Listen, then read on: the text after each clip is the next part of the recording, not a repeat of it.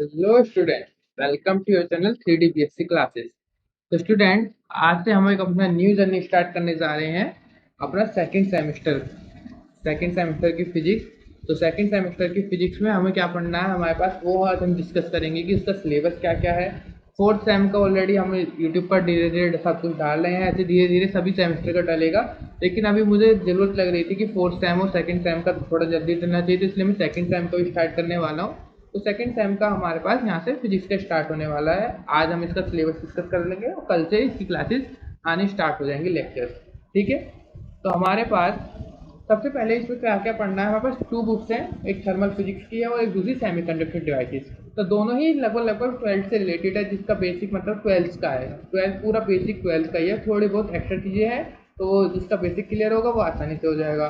तो क्या सर आप बेसिक नहीं पढ़ाओगे? नहीं, हम बिल्कुल बेसिक से पढ़ाएंगे। हम ये मान के चलेंगे कि आपको कुछ नहीं आता है, बहुत ही कम आता है। तो हम बिल्कुल बेसिक से पूरा ट्वेल्थ लेवल से पढ़ाते हुए BSc लेवल तक लेकर जाएंगे। ठीक है।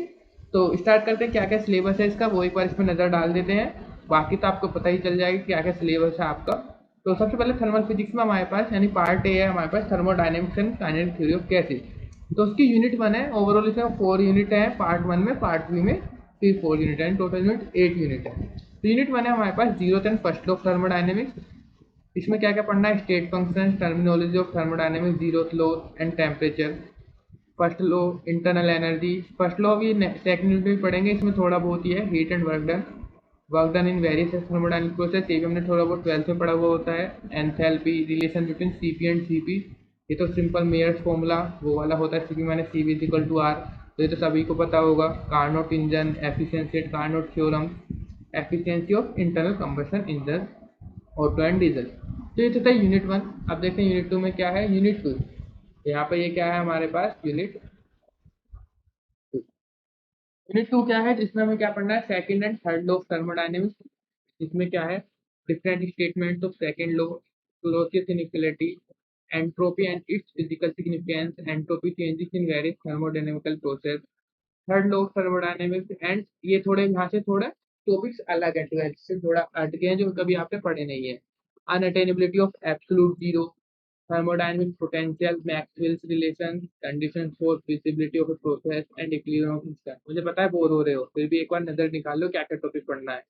Clausius and Clapeyron equation, Joules Thomson effect. ठीक है। क्योंकि खुद से तो तुम देखने वाले हो ना कि क्या क्या पढ़ने वाले हो, एक बार इस वीडियो 7-6 मिनट की वीडियो होगी, तो उसमें देख लेना। Kinetic theory of gases, unit 3 है हमारे पास, काइनेटिक थ्योरी ऑफ गैसेस, जिसमें हम मॉलिक्यूल्स की वेलोसिटीज वगैरह पढ़ रहे होंगे। तो kinetic model, reduction of gas law, derivation of Maxwell law of distribution of velocities and its experimental verification। तो ये थोड़ा बहुत हम ट्वेल्थ में पढ़ चुके होते हैं, लेकिन पूरा नहीं पढ़ा अभी तक।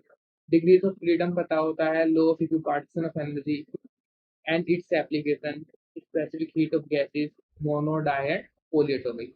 नाउ यूनिट 4, ये है हमारे पास यूनिट 4। यूनिट 4 क्या है हमारे पास, थ्योरी ऑफ रेडिएशन। तो इसमें सबसे पहले हमें क्या पढ़ना है, black body radiation, spectral distribution, concept of energy density and pressure of radiation. फिर derivation of Planck's law, reduction of Wien's distribution law, Rayleigh Jeans law, Stefan Boltzmann law, Wien displacement law and Planck's law, यानी वो sorry Wien displacement law from Planck's law. Planck law से इसका derivation करते हैं। तो ये सब मतलब पूरा ही यूनिट 1, ये दोनों ही बुक्स ईजी है, सिंपल थोड़ा थ्योरेटिकल है, इसमें न्यूमेरिकल पोर्शन भी थोड़ा कम ही है, तो बहुत ही ईजिली हो जाएंगे। पार्ट भी ये थोड़ा इसके मुकाबले थोड़ा हार्ड होता है, लेकिन इतना हार्ड नहीं है। Circuit fundamentals and semiconductor devices, तो इसमें DC और AC सर्किट्स पढ़ना है, growth and DK of current in RL circuit. RL circuit क्या है, जिसमें हमारे पास रेजिस्टेंस और इंडक्टर्स लगे होते हैं। फिर charging and discharging of capacitor in RC, LC and RCL circuits. Network analysis पढ़ने, इसकी कुछ थ्योरम जैसे superposition theorem, reciprocity, Thevenin and Norton theorem. Then AC bridges पढ़ने हैं, उसमें हमारे पास मेजरमेंट ऑफ इंडक्टेंस, ये Maxwell Owens and Anderson bridges, ये इंपॉर्टेंट है थोड़ा। And measurement of capacitance, Schering Wien's and De Sauty bridges. ठीक है। नेक्स्ट यूनिट हमारे पास, ये यूनिट 4, ये यूनिट 5 थी, एक सेकंड इसमें नाम भी लिख देते हैं साथ के साथ। ये थी हमारे पास यूनिट 5। अब है हमारे पास यूनिट 6। ये क्या है, यूनिट 6।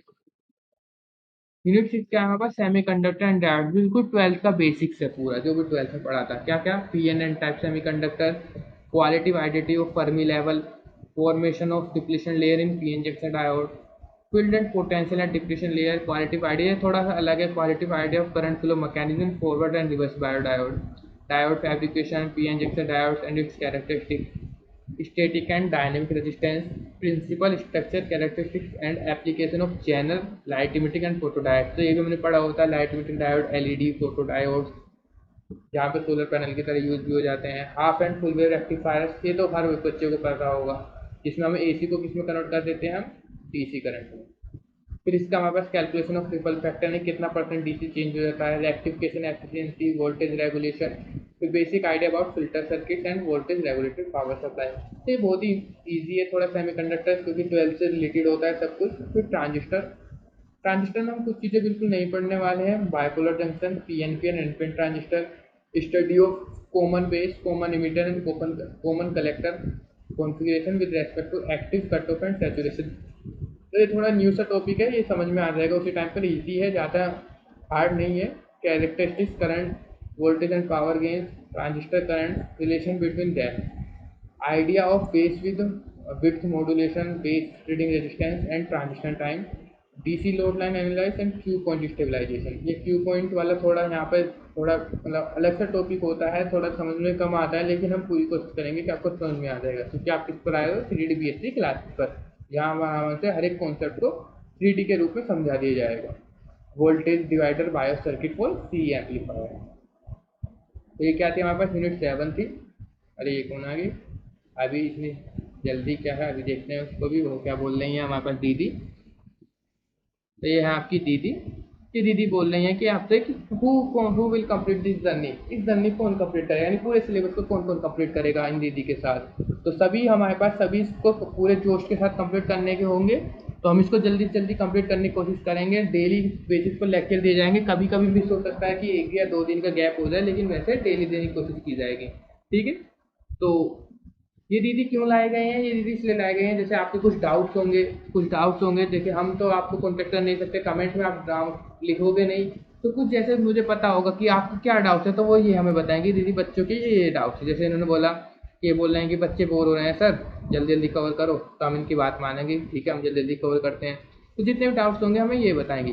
अच्छा, अब इनको कुछ नाम भी दे देते हैं, इनको नाम दे देते हैं उनको, चिंकी, मिंकी, चिंकी दे देते हैं। तो ये आज से आपकी क्या हो गई, चिंकी दीदी। चिंकी दीदी कौन है, जो भी आपके सारे डाउट्स बता रही होंगी कि क्या क्या डाउट्स हो सकते हैं बच्चों को, ये आपकी तरफ से पूरी सपोर्टिव होंगी, ये मेरी पूरी फिरकी लेंगी कि पूरे क्वेश्चन पूछे जाएंगे, ठीक है। तो चिंकी ने पूछा कि सर आप जल्दी जल्दी बता दीजिए, बोर हो रहे हैं, तो ठीक है जल्दी जल्दी बता के इसको खत्म करते हैं। फिर लास्ट हमारे पास इलेक्ट्रॉनिक इंस्ट्रूमेंटेशन, इसको ही बोले, ये है हमारे पास यूनिट 8, और फिर हमारे पास सिलेबस खत्म, मतलब सिलेबस का एक्सप्लेनेशन खत्म। अभी सिलेबस तो स्टार्ट होगा कल से। Multimeter, principle of measurement of DC voltage, DC current, AC voltage, AC current and resistance, specification of a multimeter and their significance, cathode ray oscillation, block diagram of basic CRO, construction of CRT. तो ये सब इसमें कुछ पढ़ना है, ये तो बिल्कुल अलग ही टॉपिक है, इसका तुमने एक बार भी नहीं पढ़ा होगा। तो यहाँ पर हमें बस इसमें मशीन्स के बारे में पढ़ना होता है, तो ये थोड़ा थियोरेटिकल टॉपिक हो जाता है यहाँ से, और थोड़ा अंडरस्टैंडिंग भी है, ठीक है। तो ये सब पढ़ने वाले हैं हम, तो कल या परसों से आपको इसके लेक्चर स्टार्ट मिलने हो जाएंगे, ठीक है। तो तब तक के लिए बने रहिए, और चैनल को शेयर और सब्सक्राइब कर लीजिए, और बेल आइकन को भी जरूर दबा दें, जिससे कि आपको पता चल जाए। ये डेली शाम पे 5 या 6 बजे के टाइम पर आपको लेक्चर मिल जाया करेगा, ठीक है। तो इसलिए अपने फ्रेंड्स को बता दीजिए कि एक नई जर्नी स्टार्ट होने वाली है, और चैनल को शेयर और सब्सक्राइब कीजिए। थैंक यू, एक अच्छा सा थैंक यू। और इन दीदी को थैंक यू बोल देते हैं, दीदी भी आपको थैंक यू बोल देंगे, थैंक यू। और ये बोल रहे हैं चैनल को क्या कर दीजिए, सब्सक्राइब कर लीजिए, ठीक है। चलो ठीक है, बने रहिए तब तक, टाटा बाय बाय।